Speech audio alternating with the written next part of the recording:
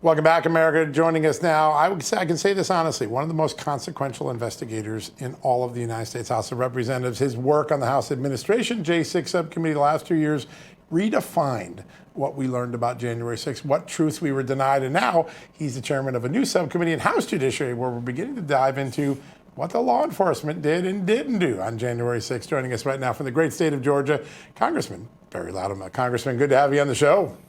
John, it's always good to be with you and Amanda. I mean, you guys are out there getting the truth to the American people. Well, we're grateful, and we couldn't do it without you and all the hard work you've done. You fought for this committee.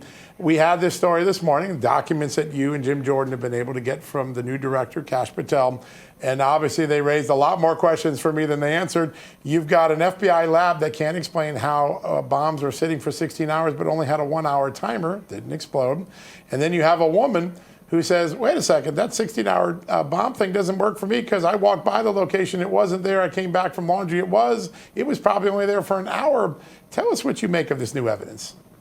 Well, one thing, John, is if we had an FBI that was actually helping us last Congress, we'd be a whole lot further down the road now. Right. But I want to reemphasize, these are documents that we're getting from this FBI, not the previous FBI. They are being forthcoming because they want to get to the bottom of these things just as much as we do.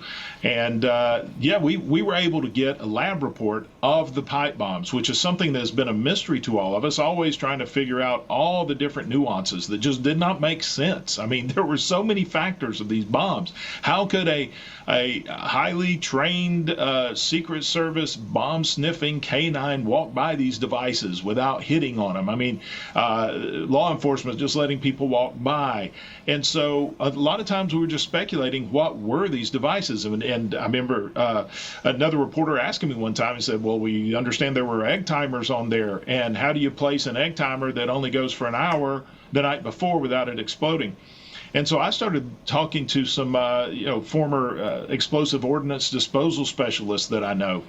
And one of the things that's interesting is they said a lot of times an egg timer will not be used as the primary fuse, but a secondary. In other words, use an electronic timer with a particular, basically a digital clock that has a specific time for it to go off, and you use the egg timer as the override. In other words, you set the regular timer, and then you connect the wires to the egg timer for 60 minutes, gives you plenty of time to get out of the way.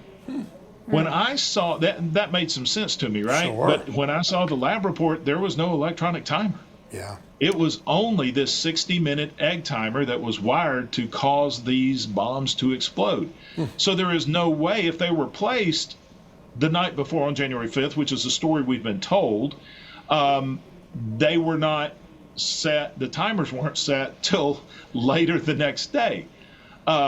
So whoever placed them then had to come back.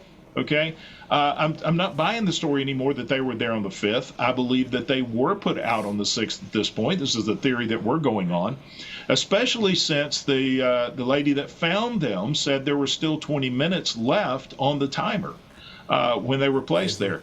That's one of the key things, as you brought up.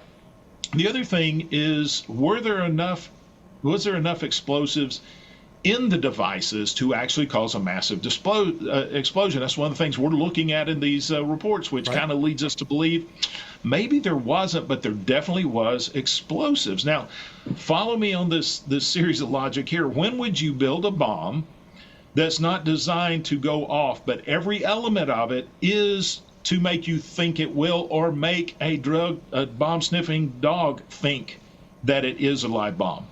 That's a training exercise. So that also opens the door to that. Was this possibly part of a training exercise, or were they put there just to be a diversion to draw resources away from the Capitol? So there's several scenarios that we're looking at with both of these devices. Some of it were there people around who knew that these were inert? They were not active. There's nothing I've seen in the FBI report that says that they could have exploded. They just say that there were traces of explosives in there. So there's more questions, but that's a good thing that we actually have more evidence to have more questions to open the door to do more investigation, to get to the truth. Yeah, definitely. Mr. Chairman, as with any big city, but especially our nation's capital, there are very few square inches of this city that are not covered with cameras. And I know that this has been a huge source of question and concern during this, because the cameras, from what I remember, they tilt and pan. So there really should have been complete coverage of what happened. What's the status of that footage?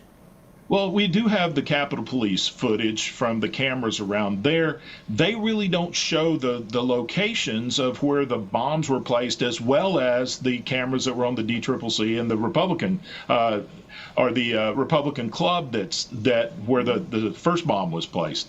And so there's plenty of coverage around there. As we started in this committee, one of the first things I wanted to do is we got all access back to all the cameras again. We're going to scouring all the cameras like we did before, knowing that, the Capitol Police cameras, the ones that were there may not have been panned in the right place at the right time, but either way, they weren't in the position to really get a good shot of where those bombs were placed. But the DCCC did, and the Republican Club did.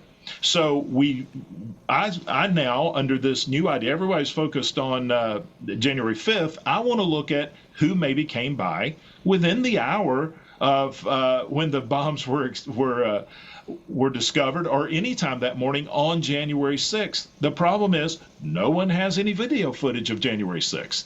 Now, I can understand that the Republican Club and the Democrat Club, their security cameras overwrite. But would not the FBI or Metropolitan Police, Secret Service, Capitol Police have asked for the video footage of January 6th?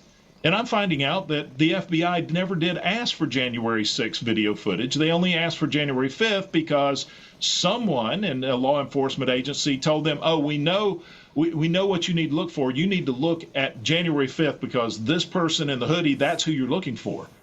I think that's pretty bad. It's poor investigative duties. I would want to have all the footage before, during, and after to see who was there. But apparently no one preserved any of the footage for January 6th, which is another element for us to look into. Why not? Wow. Boy, oh boy. All right, I want to go to one other thing that's missing, the geospatial phone records for who was around the area of the bomb. So your team and you have dug up something really interesting. The woman that finds the RNC bomb, and she seems very cooperative. She was on a laundry run, right? But she works for a company, or she works for the program FirstNet, which is the First Responders Telephone Network. She was at the Commerce Department at the time. Who handled the phone records requests that got corrupted and now we don't have any data left?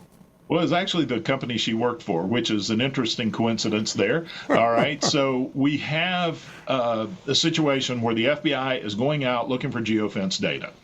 So they send out, I think it was it was within a few days of January 6th, they send out a preservation letter to all the major carriers, preserve all this data. Basically what a preservation letter does, it says, we're investigating something. We know we got to get the lawyers to go through the law and provide you with the documents or subpoenas, whatever you need.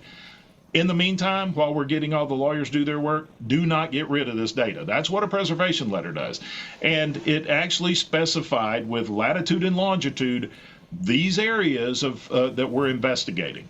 And so that letter was sent.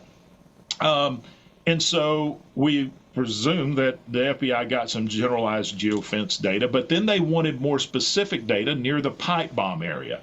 So when they went to AT&T, they were sent for some reason to FirstNet, which is it's actually an organization that was set up via Congress after 9/11 that gives first responders priority cell phone service and data. So if there's something big going on, you and I may not be able to get a phone call through, but the first responders can because they preempt everyone else's phone calls. So FirstNet handles that first responder network, their phones. For some reason, AT&T says FirstNet's who you need to go to get this level of data. FirstNet goes in to download that data, claims that, and this is something else we're looking into, they start on January the 11th claiming that data is going to be overwritten. Okay, they're claiming the data is going to be overwritten at midnight that night, even though they'd already received a preservation letter.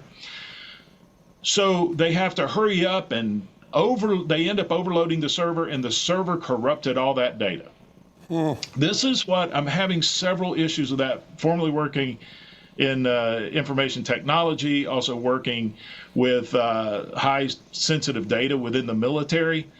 That stuff you generally hang on to. We talked to one carrier who said, look, we still have all the data from the Oklahoma City bombing. That's the kind of data we hang on to. Wow. Why, after receiving a preservation letter, and why would that level of data be automatically deleted anyhow in that short a period of time? These are questions I have. I'm not pointing fingers. I'm just saying these are legitimate questions we need to be asking. What is the relationship here? Is the person who found the pipe bomb works for the company that corrupted the data, and then they tell the FBI the data wasn't corrupted. Then they tell the FBI that the data was corrupted. So this is a mess that we've got to unravel. Yeah, it really is. And the good thing we know is you're going to be asking the right question, because you have for the last 3 years. That's how we got so much of the evidence we already now have. Mr. Chairman, a great honor to have you on the show. We're going to be watching this very closely. A lot more work ahead of us. But thank you for joining us tonight. Well, thank you, John. Let me just say, with the Democrats on there, this is something everybody ought to want to get to the bottom of, because Republican, Democrat lives supposedly were at risk that day. That's right. And so we should be working together on this. Absolutely. Even the vice president-elect, Kamala Harris went right by the bomb. Yeah, it's such an important thing. Mr. Chairman, thank you as always. Great honor. All right, folks, quick commercial break. When we come back, more on the looming government shutdown. If it's going to happen, we'll have that right after this quick break.